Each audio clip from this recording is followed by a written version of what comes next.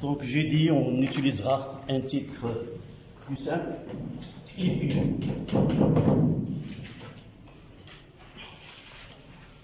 où on s'est arrêté, quel paragraphe en chiffres romains?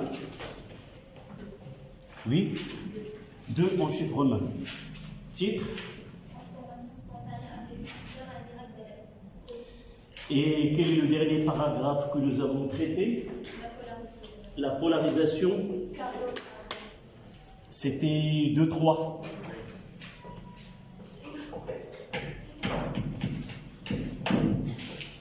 Polarisation d'une pile. C'est ça ce que nous avons écrit?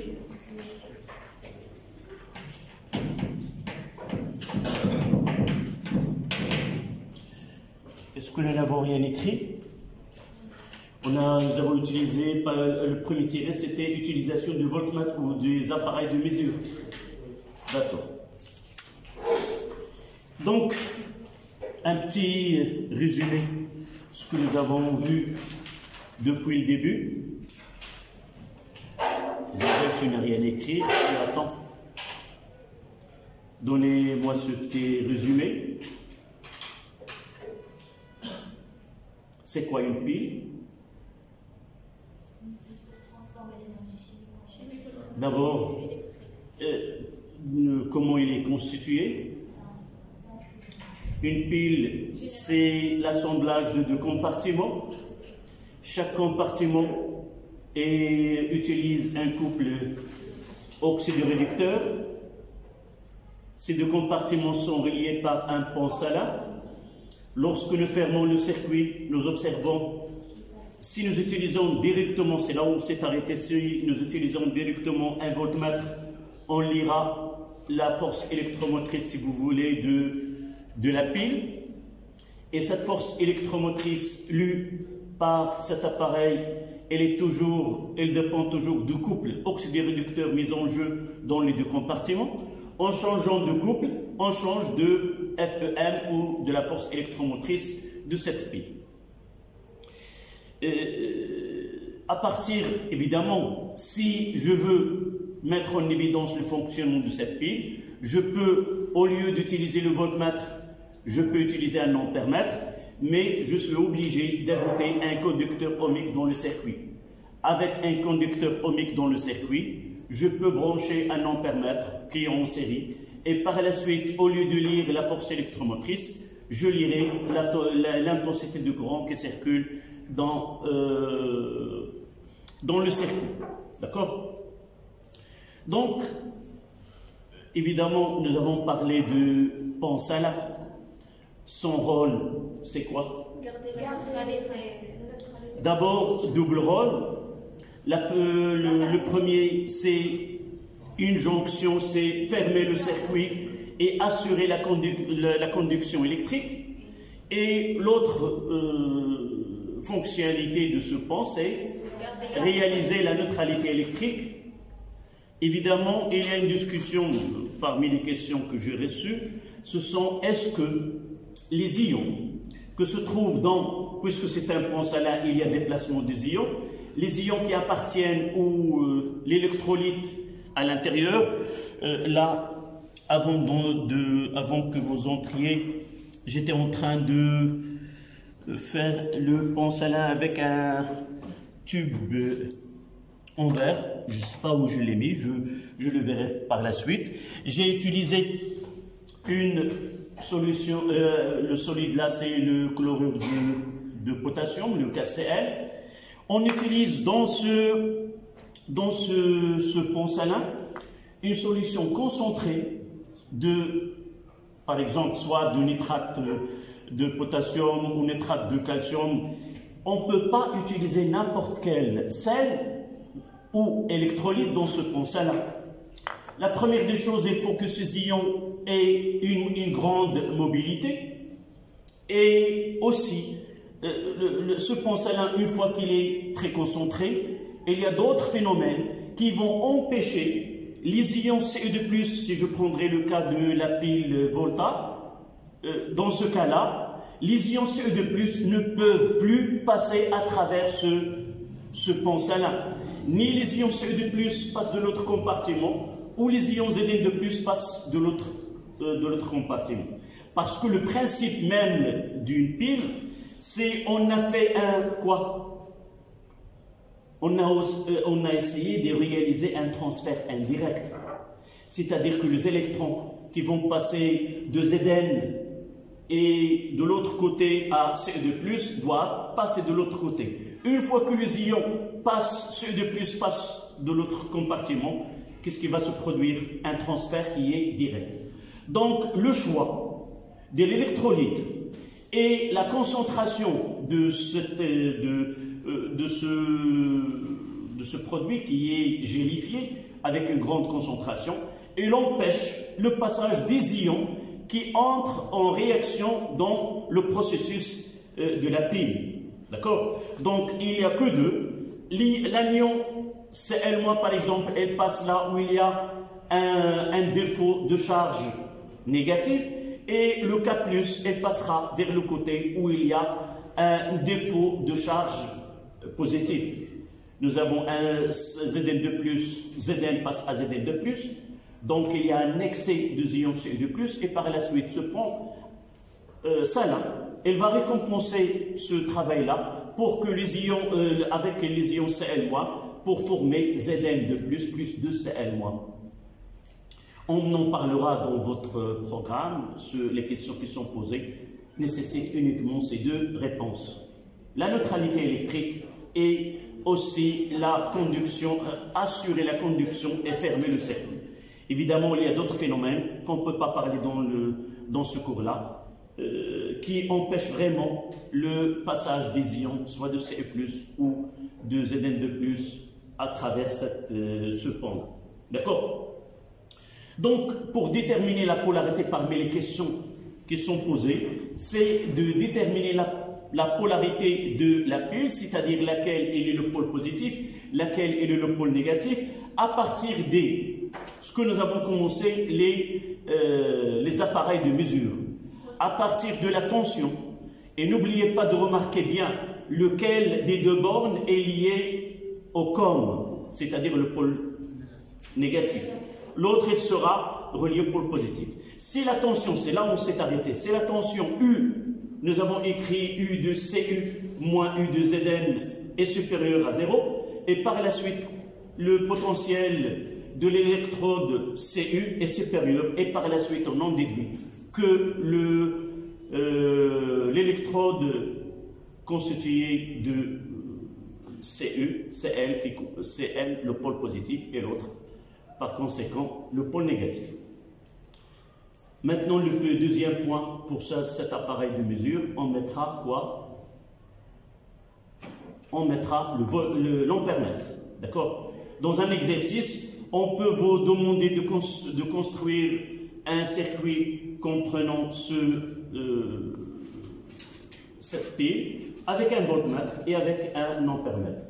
Ils peuvent nous donner la tension mesurée par le voltmètre, comme ils peuvent donner la valeur algébrique de l'intensité de courant qui circule dans le circuit. Et à partir de ces deux, on va essayer de déterminer le sens. Donc le deuxième point, ça sera utilisation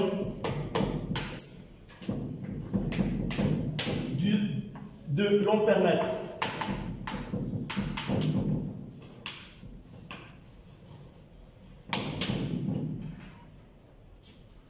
De l'ampèremètre. Évidemment, pour utiliser nous devons essayer de refaire ce travail-là sur le schéma que vous avez déjà. Ce n'est pas la peine de refaire une autre. Là, c'est Cu. Et là, c'est Zn.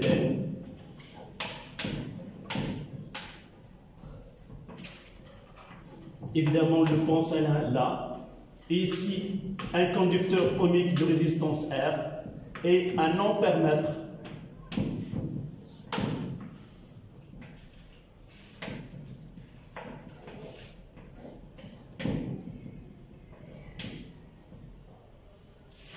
Évidemment, là, c'est Ce2+, plus S au 4 de moi. une solution. Et là, Zn de plus SO4 de moins.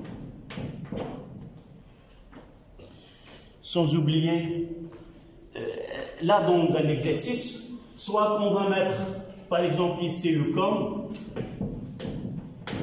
soit de l'autre côté, on peut brancher au hasard, mais I là, dans ce cas-là, nous aurons une intensité là, I. Nous utilisons un ampèremètre digital et ça dépend de comment on le branche. On va lire soit I positif, soit I négatif. Dans ce cas-là, on aura une intensité qui est positive.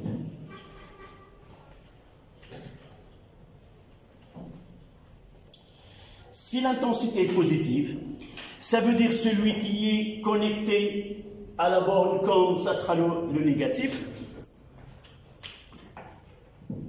Borne, le pôle moins. Et là, ça sera pôle positif.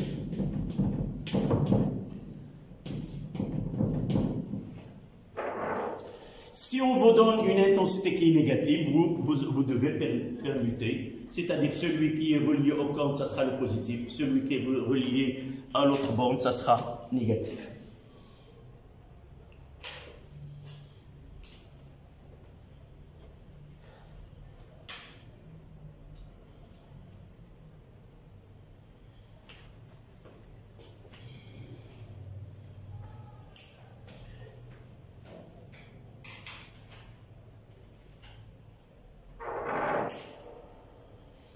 Dernier point pour déterminer la polarité d'une pile, c'est se baser sur les transformations chimiques qui se produisent au niveau des électrodes.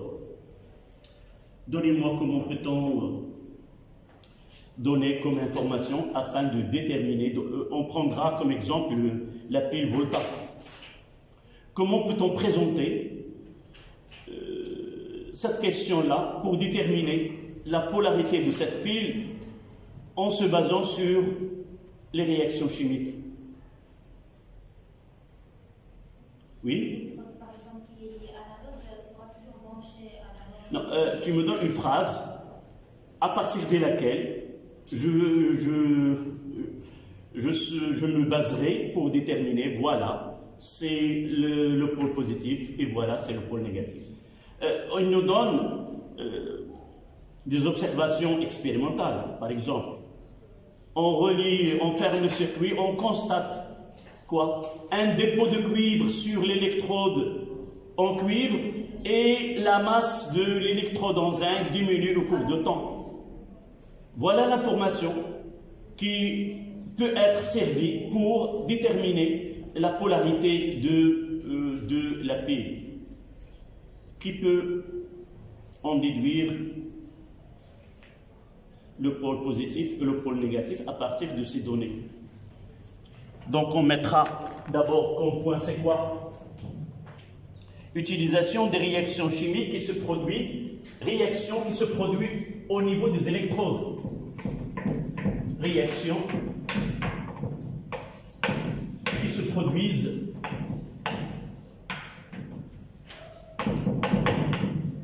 aux électrodes.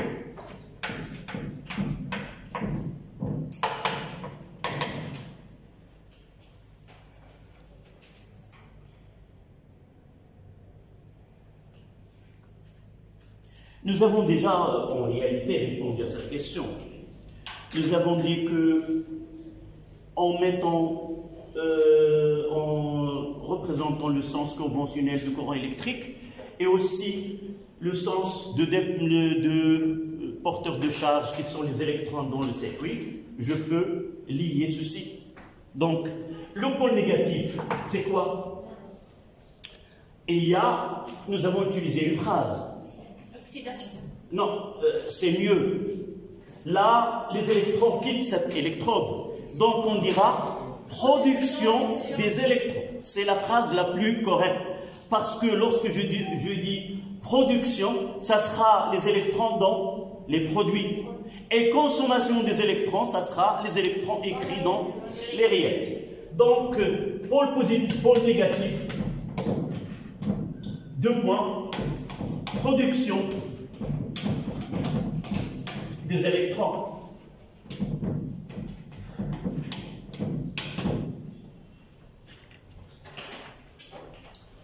Et de ce côté-là, Zn, qu'est-ce qu'elle va nous donner? Zn, elle va donner Zn de plus. Et là, je mettrai ce de plus. Il y a la production de plus, c'est-à-dire production des électrons. Et là, ça sera une oxydation.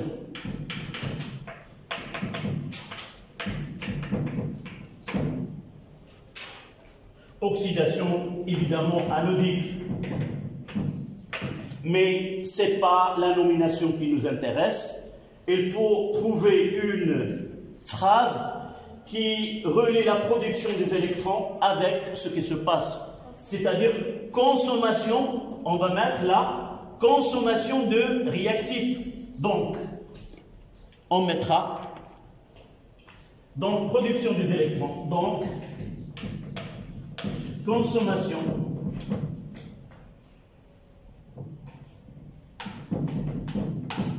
des réactifs.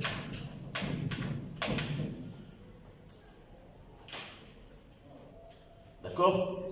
C'est-à-dire la phrase avec laquelle je dois répondre, puisque le zinc est consommé et la masse de l'électrodense diminue, donc elle est consommée et par la suite elle subit la réaction d'oxydation, c'est-à-dire ça sera le pôle négatif.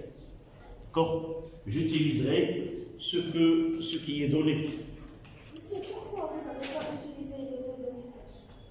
Ah oui, en réalité, nous avons déjà dit ce sont des réactions qui sont spontanées et totales. D'accord? Mais en demi-équation, nous pouvons utiliser les deux.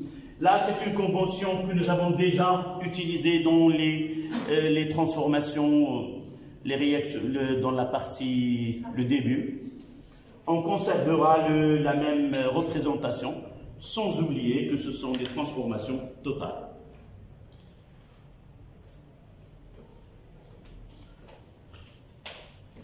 Et de la même, je mettrai pôle positif.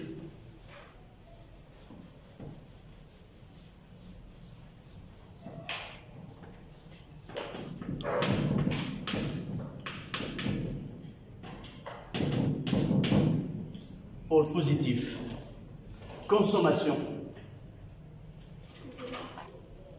des réactifs.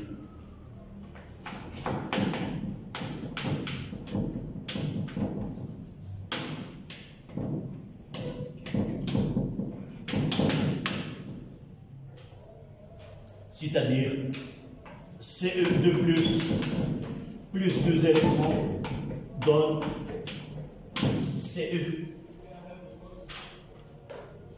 Évidemment, soit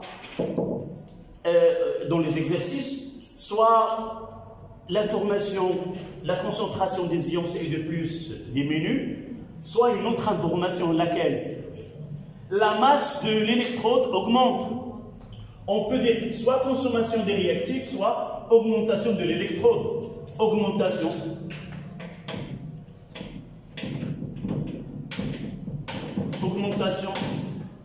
de la masse de l'électrode.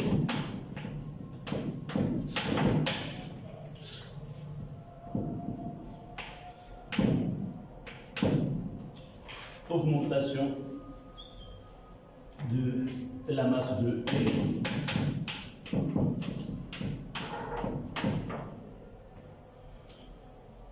D'accord?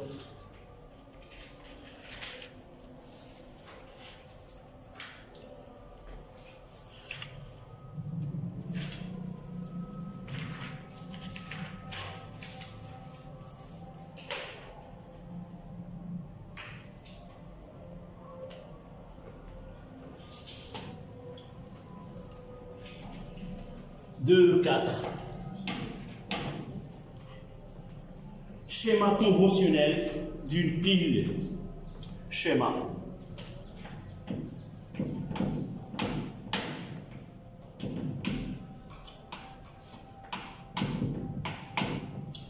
Conventionnel.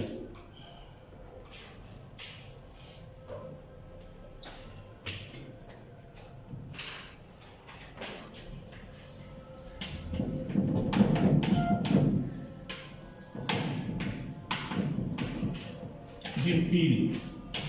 Évidemment, une pile électrochimique.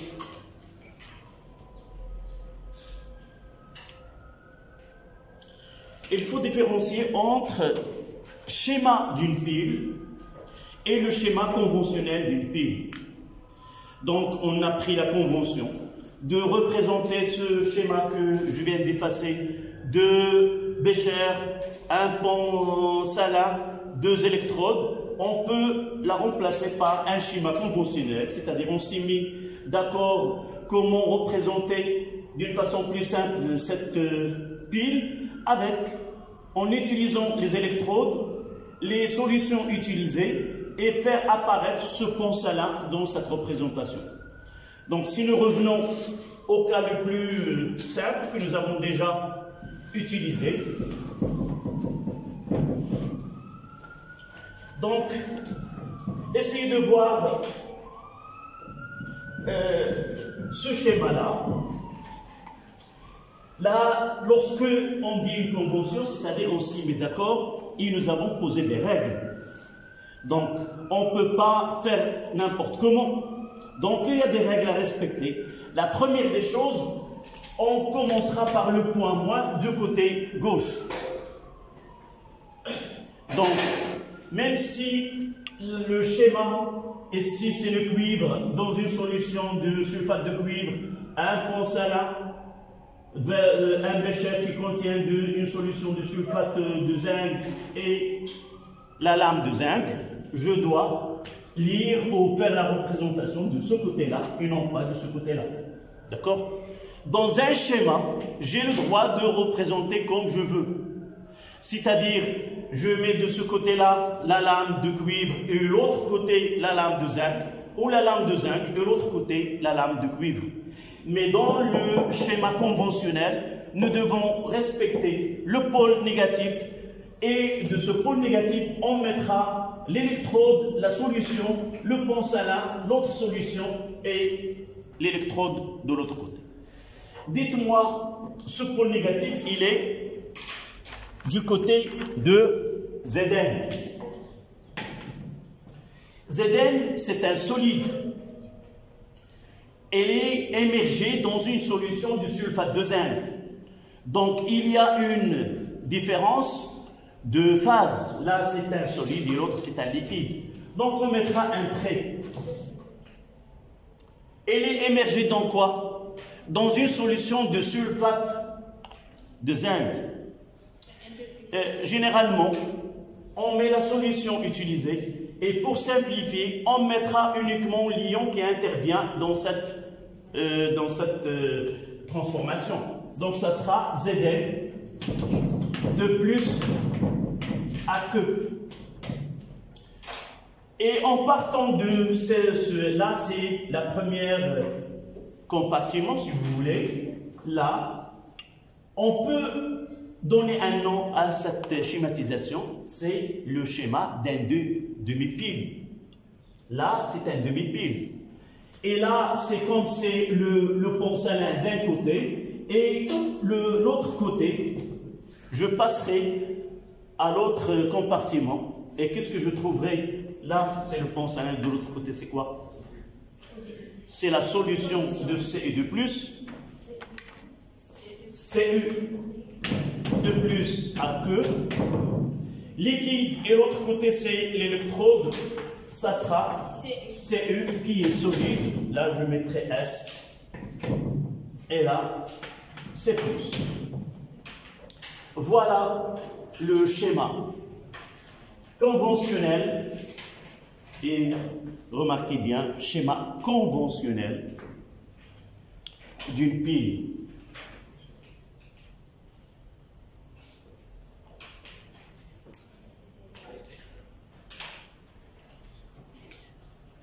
Donc la borne négative est placée à gauche.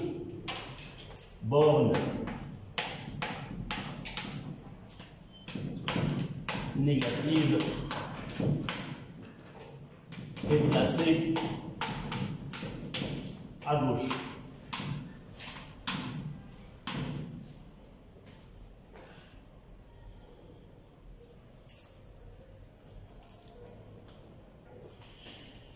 Ceci est parfaitement en accord avec les piles où il y a le réducteur, où le réducteur est un métal. Mais dans certains cas, le couple, évidemment, on peut généraliser que les piles, d'une façon générale, ça nécessite quoi? Deux couples oxydoréducteurs. Nous n'avons pas fait le choix que les couples oxydoréducteurs doivent être de nature un métal avec un ion. Mais on peut généraliser. Tous les couples oxydoréducteurs peuvent construire ou donner un pile, mais dans certains cas où le réducteur n'est pas un métal, on utilise une électrode. Une électrode, rappelez-vous, nous avons dit dans le cours, il n'y a pas de courant électrique qui peut passer d'une solution à un circuit électrique sans l'aide d'une électrode. Donc si le réducteur n'est pas un métal, on utilise une électrode et dans ce cas-là, l'électrode doit être inerte chimiquement, c'est-à-dire ne peut pas réagir avec le couple oxydoréducteur. Et généralement, on utilise deux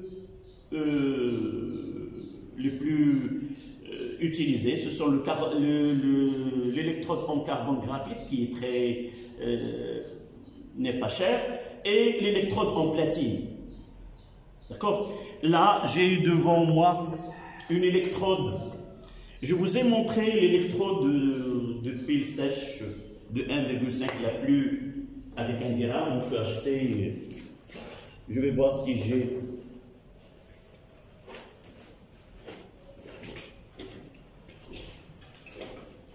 Je l'ai laissé uniquement celle-là. Celle-là. Le principe de fonctionnement de celle-ci est celle-là. Le même procédé. Je vous ai demandé d'essayer d'ouvrir, mais faites attention à vos mains. C'est pas facile à ouvrir. Toujours, j'arrive avec des dégâts, avec un tel travail. Donc, nous avons la chance de voir de près cette pile-là. Et c'est un exemple où le réducteur de couple n'est pas un métal. Donc là, voici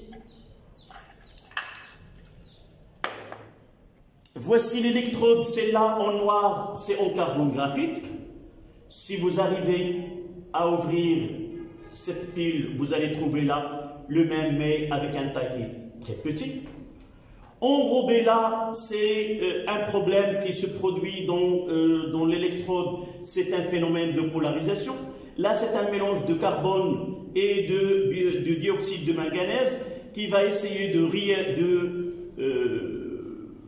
d'éliminer un gaz qui se produit, une réaction en parallèle qui nuit le fonctionnement de cette pile. C'est pour cela que le clocher a utilisé pour améliorer les piles qui ont été avant lui, soit celle de Daniel ou celle de Volta. L'autre partie là, c'est lame de zinc. Et vous voyez que la lame de zinc, elle a une masse très grande. Pourquoi, à votre avis? Parce que, qu'est-ce que se produit pour le zinc? Il est consommé. Et pour lui donner une grande temps de vie, si vous voulez, il faut que la masse de zinc soit grande. Là, à l'intérieur de ce vase, il y a une solution de chlorure d'ammonium. On reviendra à cette pile de clocher. Sauf que celle-là, c'était le début. C'est difficile c'est pas une pile qui est pratique. Si je ne fais pas attention, je peux même verser le contenu et cette forme-là, elle est gênante. L'idée pour le clocher, c'est de rendre sa solution, comment il est, gélifiée, et il ne peut pas couler, entre guillemets, et on peut la transporter. C'est pour cela qu'on l'appelle une pile sèche.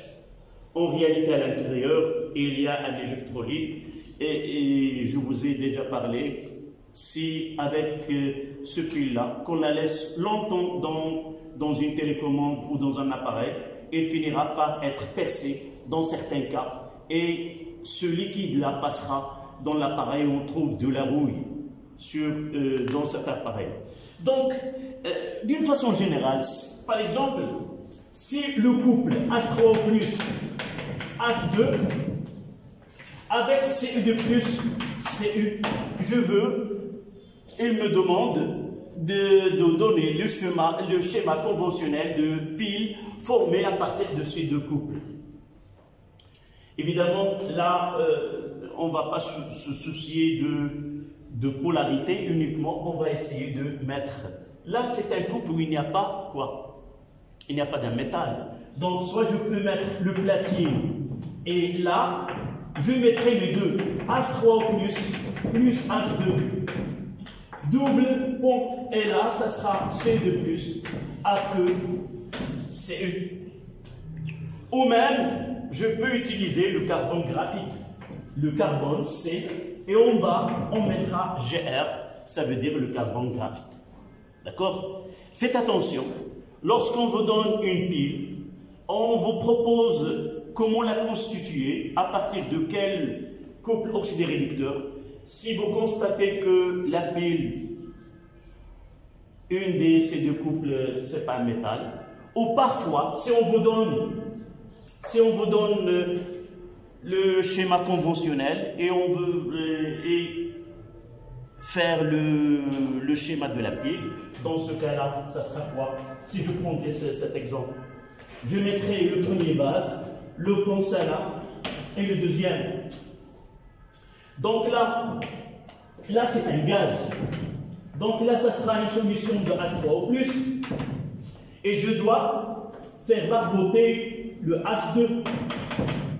Et de l'autre côté, ça sera CU2+, et là, une lame de CU. Ça dépend. Est-ce que H2, c'est pas notre question. Est-ce que ce H2 il va donner H3O+, ou H3O+, va donner? Ça dépend de quoi? De la polarité. Si on vous donne la polarité de la pile, on peut déterminer ce qui se produit là et ce qui se produit de l'autre côté. D'accord? Donc pour nous, il faut faire attention dans le schéma conventionnel. Vous mettez remarque.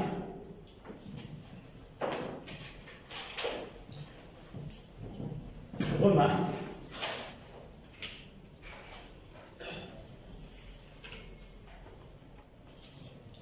Dans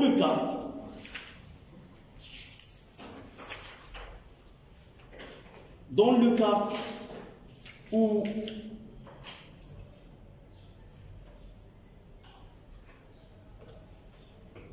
un réducteur n'est pas métallique, on utilise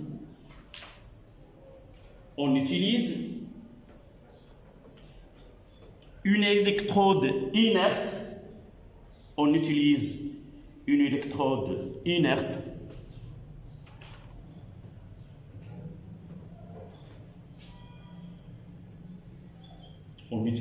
une électrode inerte Exemple, carbone graphique H plus H2. On simplifie, on peut écrire H3 plus et H2, c'est pas... On peut utiliser que H plus H2, et là, gaz, et là, CU2 plus, AQ, CU.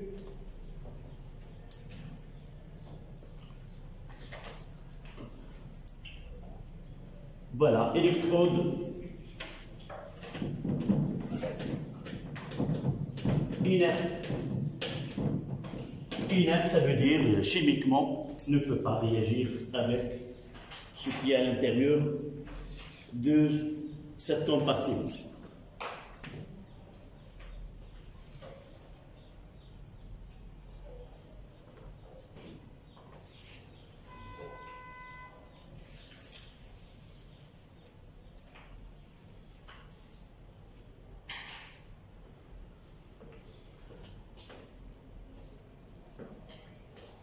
Le point suivant, les caractéristiques d'une pile 2,5.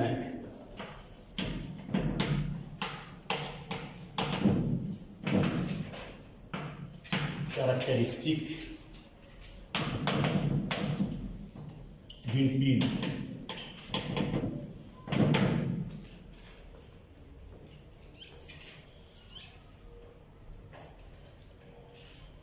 Si nous disons que la pile, c'est quoi? Physiquement, c'est le nom, si vous voulez, officiel.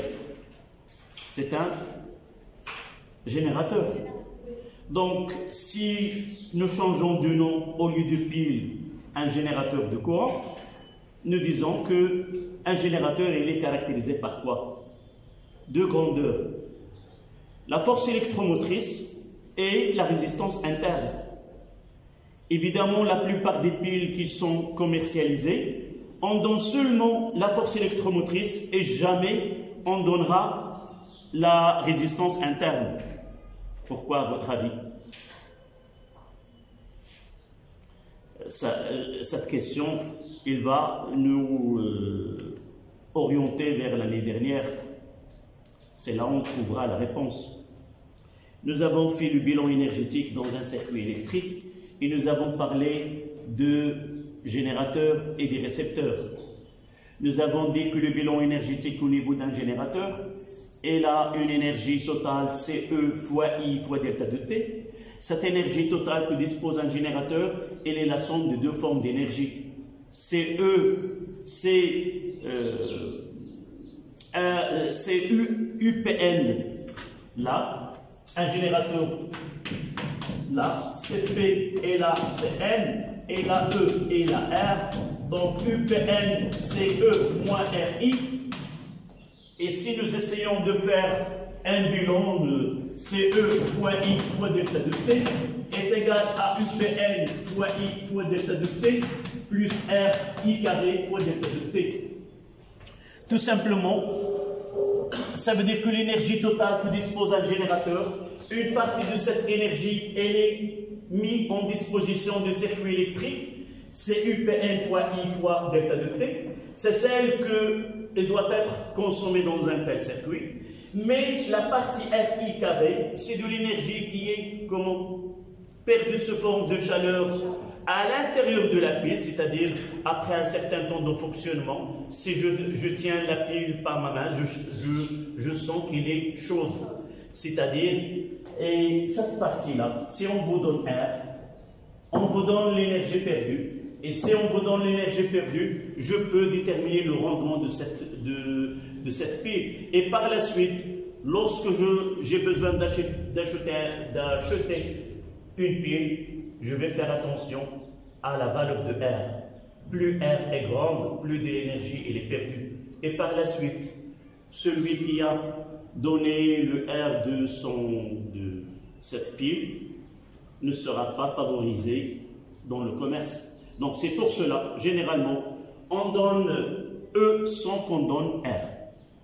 Donc, vous notez, une pile est un générateur. Une pile est un générateur de courant électrique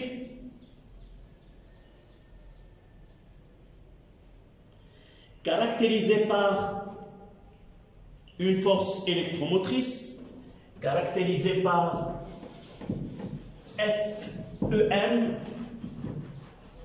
En abréviation, on utilise FEM.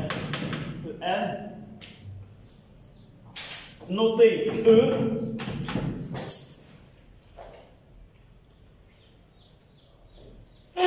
Comment on détermine cette tension-là expérimentalement? Je viens de dire tout à l'heure, lorsque nous avons parlé de comment, à partir des mesures, déterminer les polarités, on appelle cette force électromotrice, c'est ce qu'on appelle la tension à vide. C'est-à-dire essayer de brancher directement le voltmètre à la pile. Et là, on lit cette force électromotrice.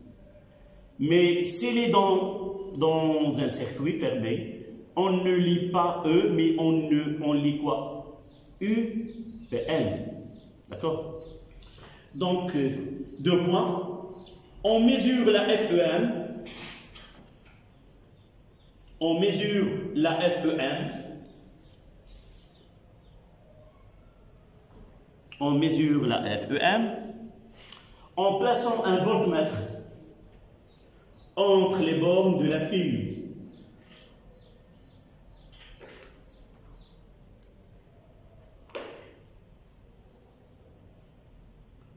Quand aucun courant ne circule, quand aucun courant ne circule,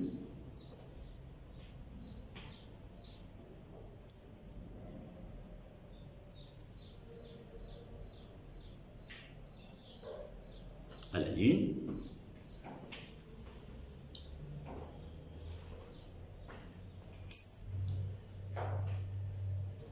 la résistance interne, notée E. La résistance interne, notée E. R, petit r.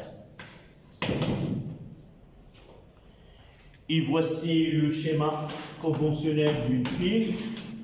Là c'est P, là c'est N. On mettra ici E et R. C'est une convention. Là c'est I. Et là c'est UPL, qui est égal à E moins RI.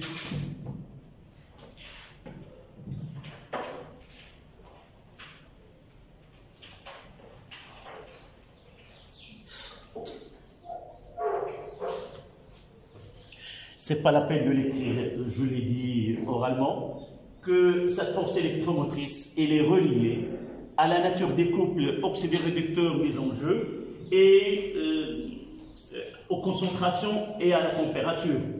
Inch'Allah, dans vos études supérieures, on vous donne une formule mathématique qui relie cette force électromotrice à la température, à la concentration de l'oxydant et la concentration du réducteur ou les réactions les grandeurs qui sont mises en jeu. D'accord ?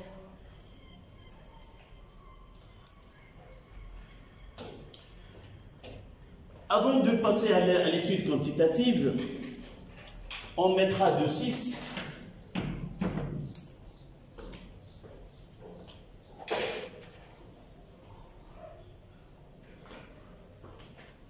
piles au cours de fonctionnement. Piles au cours de fonctionnement.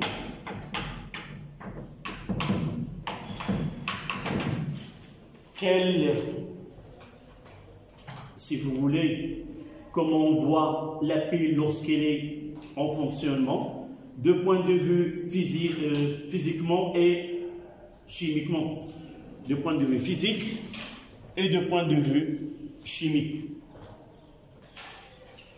D'accord? D'abord, avant de parler une petite question. D'où vient cette énergie électrique qui est mise en jeu dans le circuit? Ou d'une autre manière, l'énergie, nous avons déjà dit que l'énergie chimique produite au cours de la réaction, une partie elle est convertie en énergie électrique. Quelles sont les autres formes qui en parallèle se produisent au cours de la production de l'énergie électrique? Thermique, évidemment, et quoi d'autre? Non, j'ai une pile. D'abord, qu'est-ce qui se produit pour trouver l'autre partie? Qu'est-ce qui se produit à l'intérieur de la pile? Ce sont des réactions chimiques. Donc j'ai des réactifs, j'ai des produits. Nous pouvons même faire un schéma de bilan énergétique pour les deux, comme nous l'avons fait en nucléaire, l'état initial et l'état final. Il y a un dégagement. Rappelez-vous de ces deux-là. Donc là, c'est delta de E qui est négatif, ce que nous avons fait en nucléaire.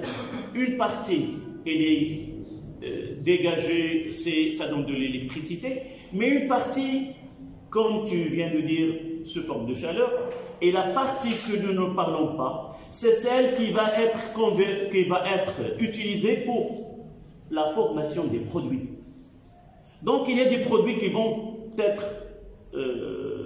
édifiés si vous voulez, et par la suite il y a une partie de cette énergie, donc l'énergie totale, une partie elle est convertie en électricité, une partie en chaleur et une partie pour la formation des produits de cette réaction. D'accord? Donc on s'arrêtera 5 minutes et on continue par la suite.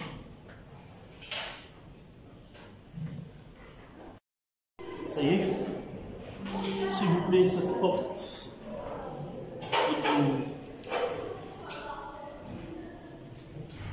ça vient de...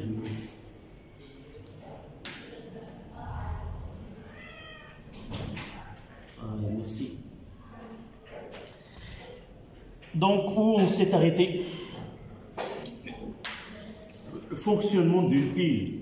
Comment peut-on donner, si vous voulez, la pile au cours lorsqu'il débite de l'énergie électrique? Quel est son état ou le système chimique dont la pile est le siège? Comment peut-on le considérer? D'abord, nous voulons que la pile produise de l'énergie électrique. Ça veut dire que le système chimique doit évoluer de réactif vers les produits. Ça veut dire quoi? D'une autre manière, le système doit être hors équilibre. Donc, si le système est en équilibre, ça veut dire quoi? Ça veut dire quoi? Un système en équilibre. Nous avons déjà étudié l'état d'équilibre d'un système chimique. De comment il est caractérisé? Il est caractérisé par la concentration, si vous voulez, des éléments intervenants de cette transformation et les constantes. C'est-à-dire qu'il n'y a plus d'évolution. Donc, tant que la pile fonctionne, on dit que la pile est hors équilibre. Et lorsqu'il est en équilibre, on dit que la pile est usée.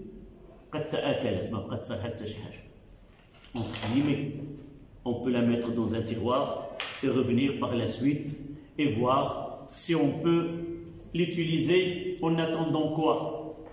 En attendant que ce phénomène de polarisation des électrodes soit éliminé et il donne de nouveau un peu de l'énergie, le temps de chercher ou d'acheter une autre pile. Donc à la ligne, vous notez. Une pile est un système qui est satisfait. Une pile est un système qui est satisfait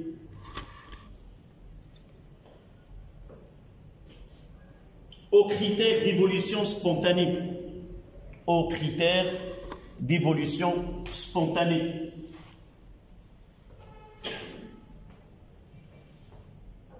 Point à la ligne. Au cours de son fonctionnement, la pile est un système chimique hors équilibre. La pile est un système chimique hors équilibre.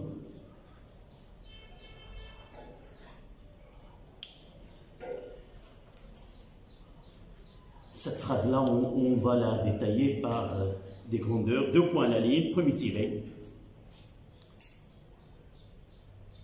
L'avancement x de t, l'avancement x évidemment en fonction du temps, de la réaction augmente.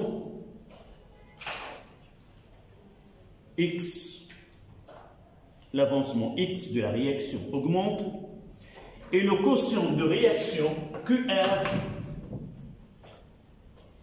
varie.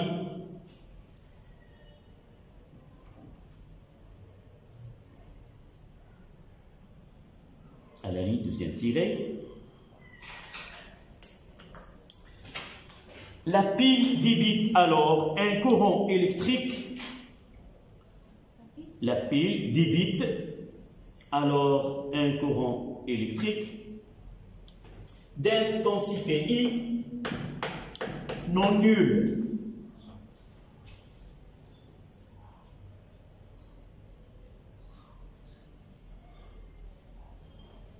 Dernier tiré. Qu'est-ce que le temps de la pile a réalisé? Nous avons tout système et le temps vers l'état final qui est l'état d'équilibre. Donc la pile, il va tendre vers un état d'équilibre. Cet état d'équilibre, il est caractérisé par quoi? Épuisement. Ce quotient réactionnel va arriver à K. Et on l'atteindra, comme votre camarade vient de dire, par l'épuisement d'un des réactifs ou les deux. Généralement, la pile est conçue de telle façon qu'il y ait un seul réactif qui va être consommé, parce que dans le cas d'une pile, on ne peut pas avoir les deux, sinon ça sera... On ne peut pas avoir une pile qui finira par cet état-là. Donc, à la ligne, le dernier tiré, la pile tend vers un état d'équilibre. La pile tend vers un état d'équilibre. Où QR est égal à K.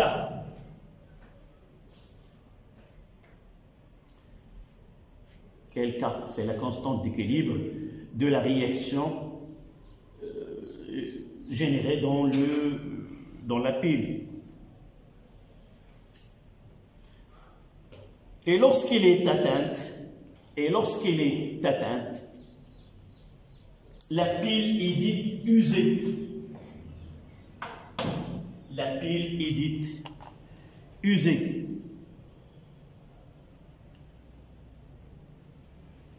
La pile est dite usée. Et l'avancement est X équilibre.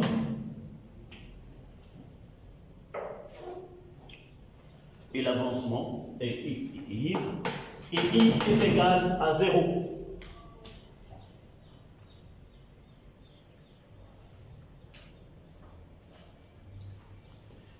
Et la tension UPN est égale à 0. Il n'y a plus d'énergie électrique. Évidemment, si nous disons que la tension entre les bornes de générateur nulle, ça veut dire quoi? Ce qui concerne la force électromotrice, elle aussi, elle est nulle, entre parenthèses. Ce E, elle est nulle. En réalité, c'est E est la différence entre deux grandeurs liées aux deux couples. Et vous aurez l'occasion de voir cette expression-là. Donc voilà. Et à partir de là, on va voir juste après 3 en chiffres romains.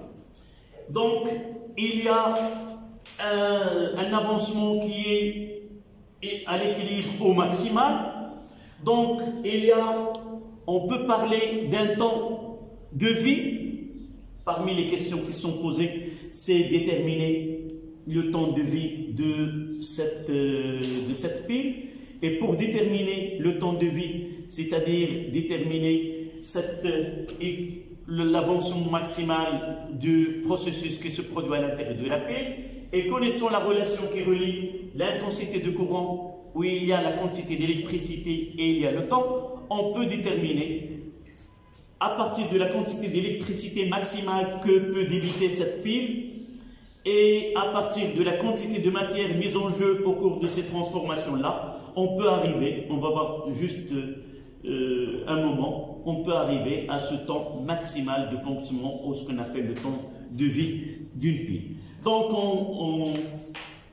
le chiffre romain suivant, c'est 3. Étude quantitative d'une pile.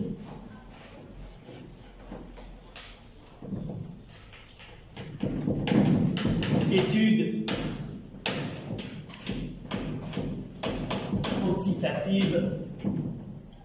quantitative d'une pile.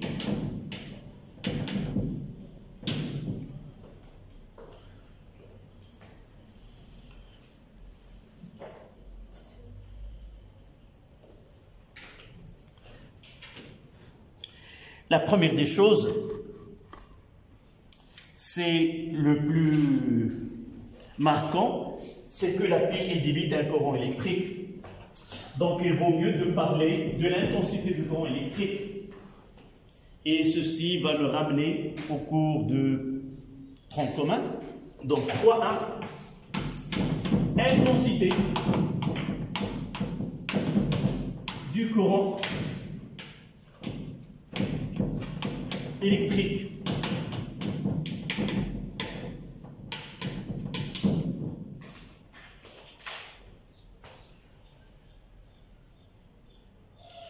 Comment nous avons défini l'intensité de courant électrique dans un circuit?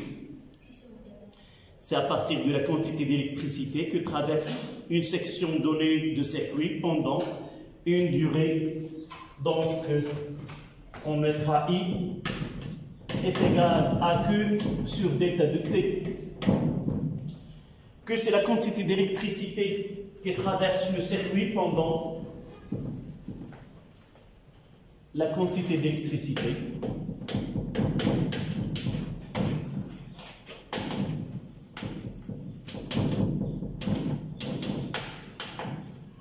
traversée par une section donnée, traversée par le circuit.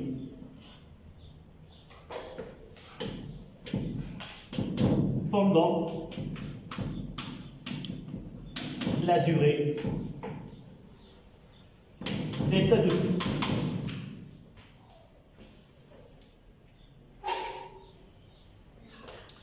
Et nous savons que ce Q,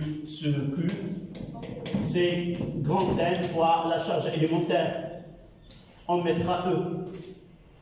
N nombre d'électrons, et là, ça la charge élémentaire.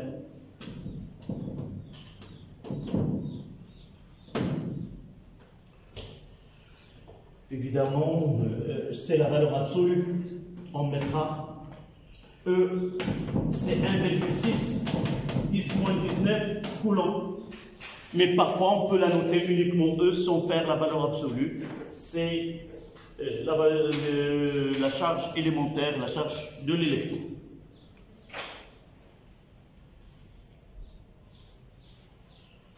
L'unité de Q en coulombs,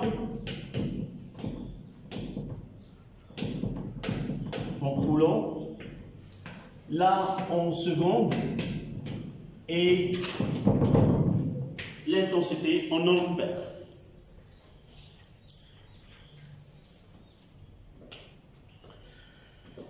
Donc cette relation-là, c'est dans ce qui se passe dans le circuit électrique, c'est le côté physique du phénomène étudié.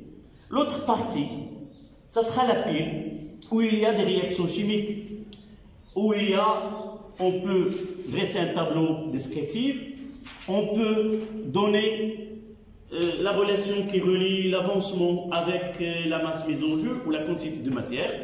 C'est pour cela qu'on passe relation entre quantité de matière mise en jeu, là, 3,2,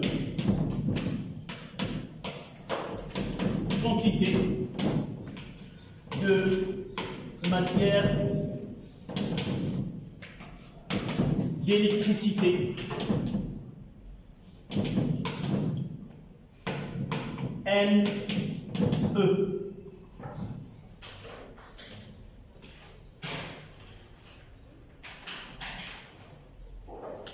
Dans notre cas, ça sera la quantité de matière échangée au cours de fonctionnement de la pile.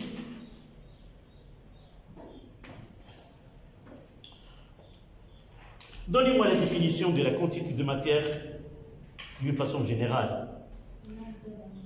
Nous l'avons, et surtout celle que nous avons beaucoup utilisée au nucléaire. C'est le nombre sur le nombre d'Avogadro. C'est N sur NA. On peut dire que c'est le nombre, dans notre cas, nombre d'électrons. Et là, c'est le nombre d'Avogadro.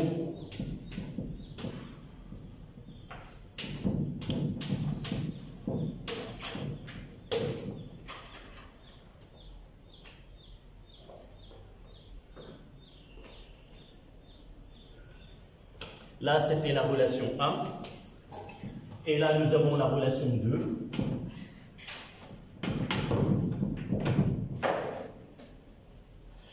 Évidemment, ce qui nous intéresse, c'est la relation, la quantité de matière d'électricité avec l'intensité du courant. Donc, de 1, donnez-moi la relation qu'on peut tirer de 1 pour l'injecter dans la relation 2.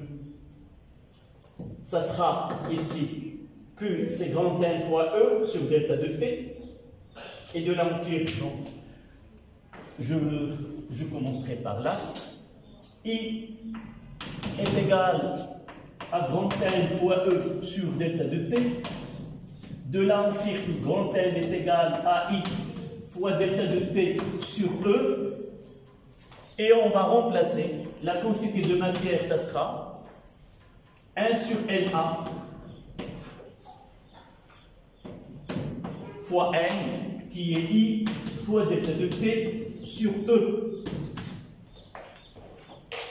Et on va écrire avec une autre couleur que ce NE, la quantité de matière d'électricité, ça sera I fois delta de T sur NA fois E.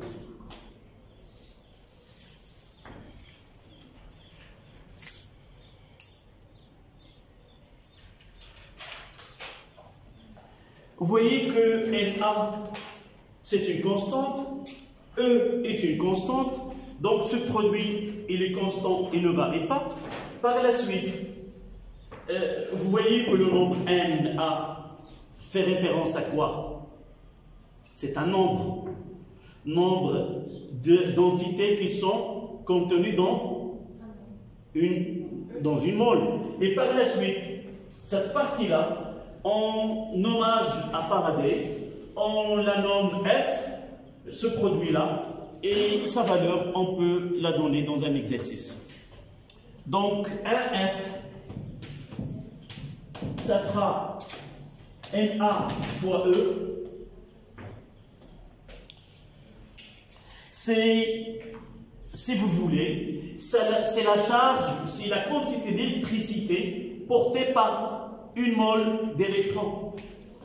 Et son calcul, ça donne, c'est 9,65 10 à la puissance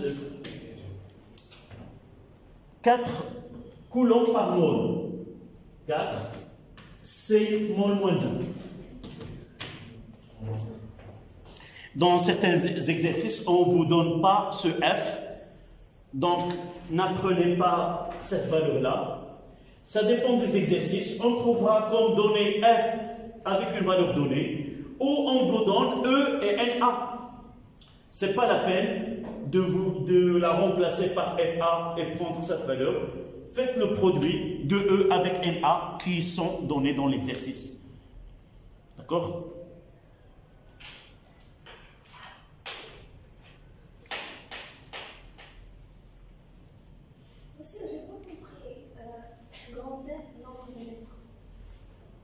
trentaine. Donc, essaie maintenant de plonger dans un fil conducteur, dans un circuit. Et imagine-toi, tu es une de ceux qui font ce voyage à l'intérieur de ce fil conducteur. Qu'est-ce qu'il y aurait comme passager avec toi dans ce fil? Des électrons. Donc, pour déterminer un débit, si vous voulez, c'est l'arabia sabib. Donc, le courant électrique, en quelque sorte, c'est un débit. C'est déterminer combien d'électrons qui passent à travers une section. On peut prendre une section S1 et S2, on va essayer, à partir de là, à l'instant T1, il entre par la section S1, et l'instant T2, il sort par la section S2. Donc, entre l'instant S1 et S2, il y a un nombre d'électrons qui ont traversé les deux sections. Si le même nombre qui passe en S1 et celui qui passe en S2, c'est là où on définit ce qu'on appelle le courant continu, c'est-à-dire l'intensité du courant, il est constante. Donc, ce courant-là, c'est quoi? C'est un écoulement d'électrons, et pour définir son intensité, il suffit de connaître combien d'électrons, et avec ce combien d'électrons, on définit la quantité d'électricité. La définition, c'est la quantité d'électricité sur delta de T. Et cette quantité d'électricité n'est autre la somme de toute la charge élémentaire qui passe pendant ce temps-là. Et pour la calculer, il suffit de connaître le nombre d'électrons et la charge élémentaire qui est connue. D'accord? Donc là, on va essayer de 3. On est passé de l'intensité qui passe dans le circuit à la quantité de matière, d'électrons qui passent dans ce circuit. Mais évidemment, ces électrons proviennent d'où proviennent ces électrons? De que se passe au niveau de deux compartiments. Donc, le lien entre ce qui se passe à l'intérieur de la pile et le circuit, ce sont les électrons. Évidemment, cet échange s'effectue au niveau des électrodes. Un ion arrive à l'électrode, fait une réaction, soit une oxydation, soit une réduction. Et à partir de cette demi-réaction, si vous voulez, demi-équation, ou l'équation électronique, de là, on va essayer de lier I avec la quantité de matière de l'espèce mise en jeu au cours de la formation ou l'élaboration de ce courant électrique. Donc, 3-3, pour l'appliquer dans un exercice. 3-3, quantité de matière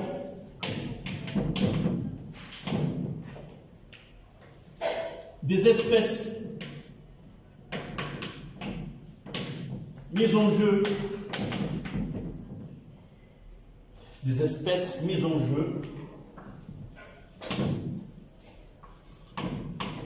dans la réaction,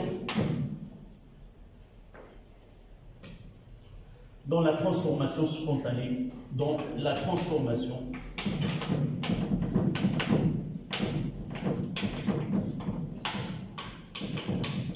spontanée dans la... C'est un titre qui est long.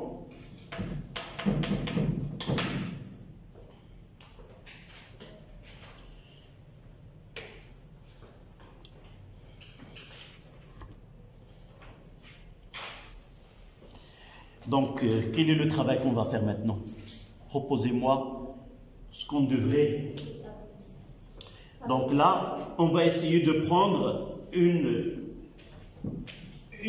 réaction ou la transformation, ou ce qu'on appelle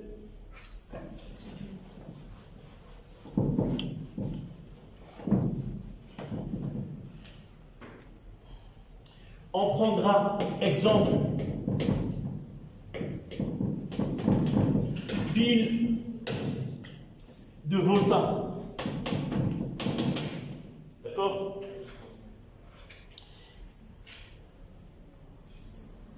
On va essayer de faire à l'anode et là à la cathode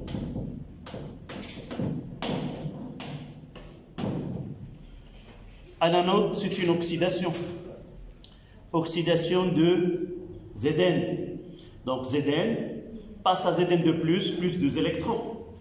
Donc là, Zn passe à Zn de plus 2 électrons. Et là, on a Cu de plus 2 électrons donne Cu. La solide, la aqueuse, la solide.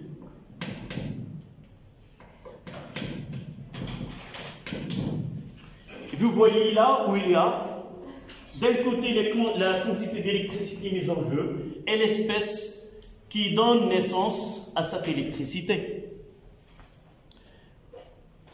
Donc, qu'est-ce qu'on peut écrire là? N de Zn, le coefficient Ca est égal à N E sur 2.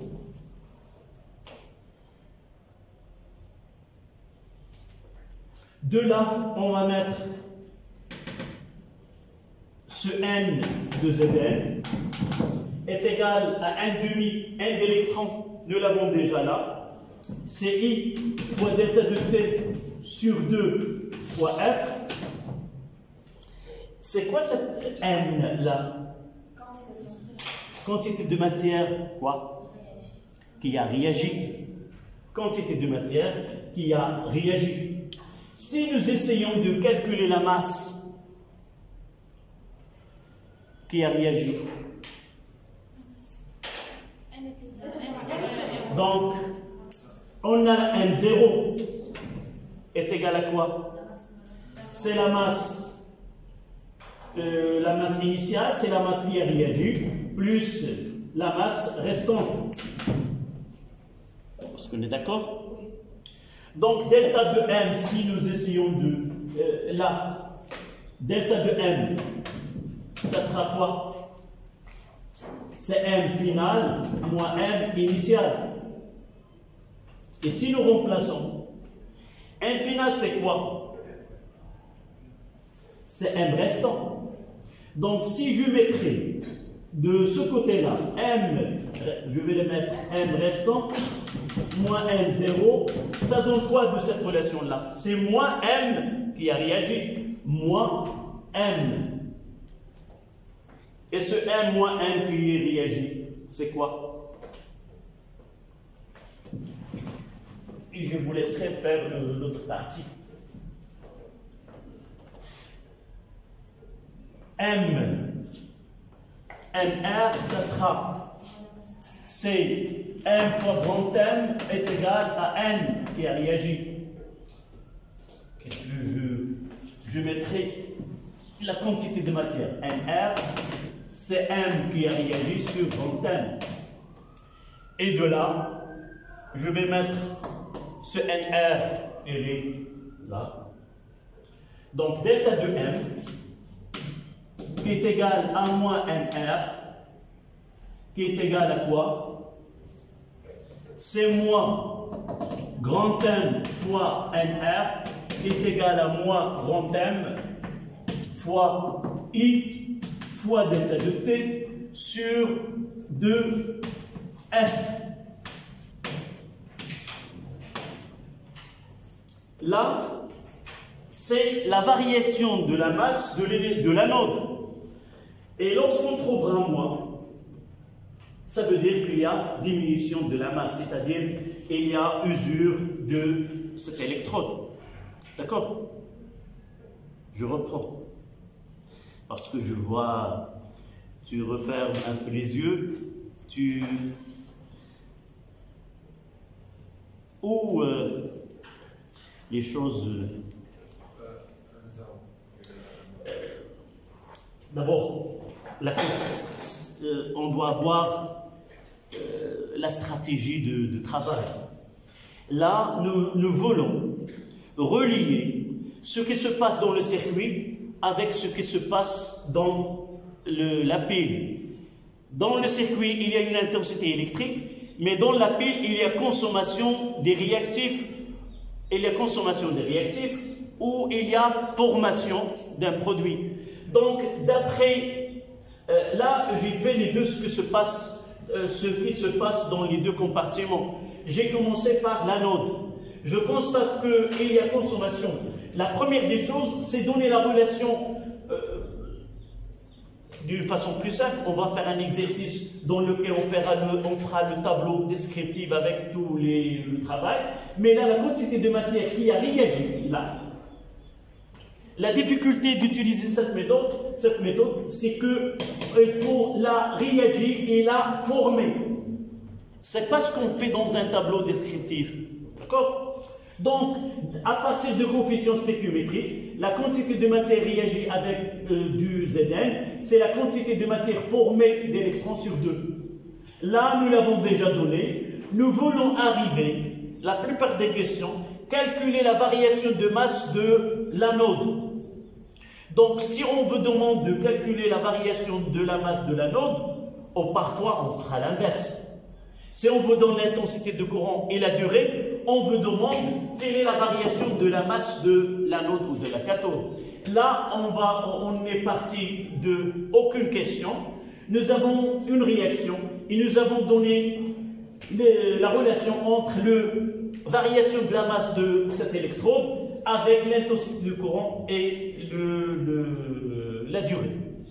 Donc, M qui a réagi, c'est I fois delta de T sur R. Mais la question qui est posée, c'est calculer la variation de la masse. C'est-à-dire, rarement qu'on vous donne la masse initiale de l'électrode. Et par la suite, si on ne vous donne pas la masse initiale, on vous demande de calculer la variation de la masse. D'accord? Ce travail-là, je dois le faire sur mon feuille de bouillon. Je mettrai que la masse initiale avant que la réaction se produise, c'est en quelque sorte ce qu'il va réagir plus ce qu'il va rester.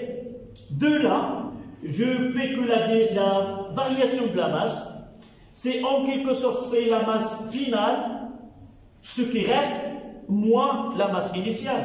Et de cette relation qui est simple, je fais que la masse finale, en quelque sorte, c'est la masse restante. Et je remplace cette masse restante, ça sera M0 moins MR, et là, moins, je mettrai delta de M, c'est M final, ça sera M restant, moins, et je mettrai là, M0, ça sera MR plus MR plus M restant. J'enlève les parenthèses et ça donne moins M restant. Moins M, ce que j'ai remplacé, M0, c'est M restant, plus M restant. Celle-là s'annule et ça donne moins qui a réagi. M réagit. J'ai utilisé de R, là c'est M réagit, moins M restant. Donc le moins avec ça donne 0, ça donne moins M restant. C'est là. Donc delta de M, je mettrai là. Delta de M, c'est moins M qui a réagi. Et M qui a réagi, c'est celle-là. De là. N qui a réagi, c'est M qui a réagi sur grand terme. Et on trouve que delta de M, ça sera. Voilà. Essayez de vous entraîner pour ce calcul-là. Ce n'est pas difficile.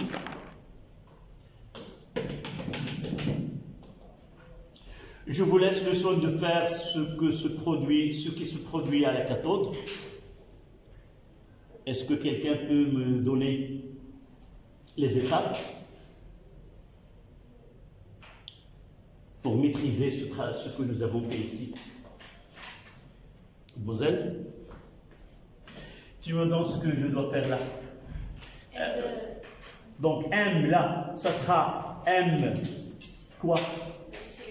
Qui a réagi. Mais qui a réagi est égal à M de CE. Je peux mettre M de CE de plus qui a réagi est égal à quoi? N d'électrons sur 2, qui est égal aussi quoi? À M formé de Cu.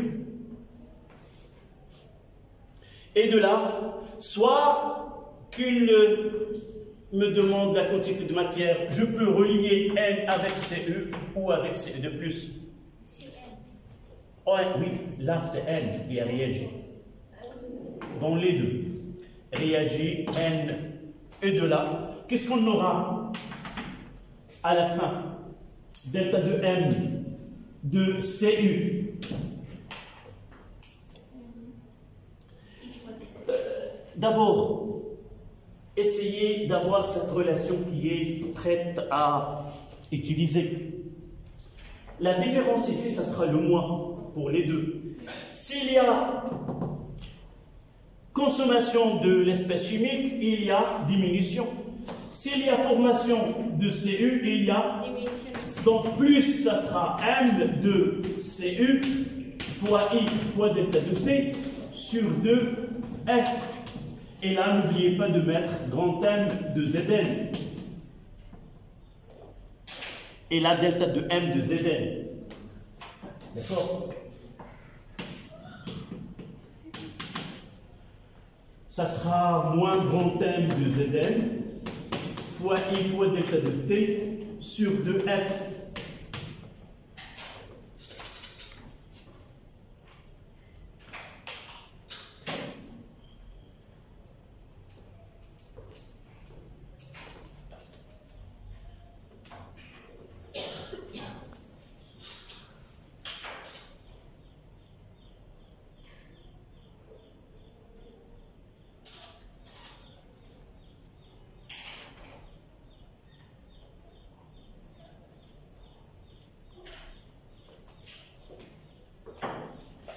Une petite question pour finir là.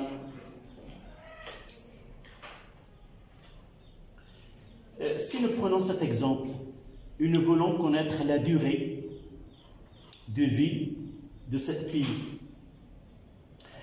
évidemment, le samedi, Inch'Allah, je vais vous lancer une série. On fera un exercice sur la modulation et un exercice sur les piles. On commencera par les piles parce que c'est tout frais, c'est facile de se rappeler le samedi, et par la suite on fera la modulation et la démodulation. La question, dans ce cas-là, je vous demande de poser la question: comment peut-on déterminer la durée de fonctionnement de cette pile? Quels sont les réactifs? Ce sont les réactifs qui vont influencer ce temps-là. Donc, quelles sont les données qu'on devrait avoir pour calculer ces temps de demi-vie? On doit connaître soit la masse de zinc qui va être complètement réagir, soit la concentration uniquement, soit que les ions Cu2+ sont totalement déposés sous forme de Cu, soit que la plaque de Zn elle va être consommée totalement. Donc, revenons à la relation là. Donc, si on vous donne la masse de zinc, ça sera de cette relation-là. On aura delta de T max et on aura ce delta de M qui est quoi? C'est la masse totale. On mettra la valeur absolue. Donc on mettra que ce delta de M, toute la masse de l'anode a été consommée. Donc ça sera M et là, je peux déterminer delta de T max. D'accord? De la même façon, je peux m'arrêter uniquement à la quantité de matière. Et la quantité de matière de Cu2+, ça sera quoi? C'est la concentration de Cu2+ fois le volume. Et je peux, là, au lieu d'utiliser la masse, je n'ai pas besoin, cette relation n'est pas utilisable dans ce cas-là, parce que ce qui va être consommé, c'est Cu2+. Donc la quantité de matière de CO2+ qui a réagi, et s'il réagit totalement, ça sera la concentration initiale fois le volume apporté de cette solution, qui est égal à 1 sur 2. On fait notre calcul et arriver à déterminer cette durée-là, connaissant que la pile, parmi les données, la pile, elle débite un courant qui est égal, par exemple, 10 000 ampères. On vous donne l'intensité débitée par la pile, on vous donne la concentration des ions CO2+, le volume, et on peut déterminer le temps de vie de cette pile. De l'autre côté, en donnant la masse de Zn, de la plaque de Zn, on vous donne l'intensité de courant qui est débitée, et à partir de cette relation-là, ce delta de M, ça sera la totalité de la masse utilisée va être consommée, et on peut déterminer l'âge. D'accord? On vous donne le temps. Nous pouvons calculer à chaque instant quelle est la masse consommée. Donnez-moi la durée, l'intensité, et je vous donne la masse qui a été consommée. Pour avoir delta de Tmax, il faut que la masse soit consommée en totalité. D'accord? Donc, il ne reste que 5 minutes. Je ne peux pas donner un exercice d'application. Je vous donnerai dans la soirée cet exercice d'application. Essayez de le faire et de l'écrire sur vos cahiers. C'est un exercice où il y a utilisation de tableaux descriptifs. C'est mieux. Et tous les exercices qui viendront par la suite, on va les traiter par un tableau descriptif. Qu'il soit électronique, celle-là, ou l'autre, même celle-là, on peut faire un tableau descriptif. D'accord? Voilà, merci.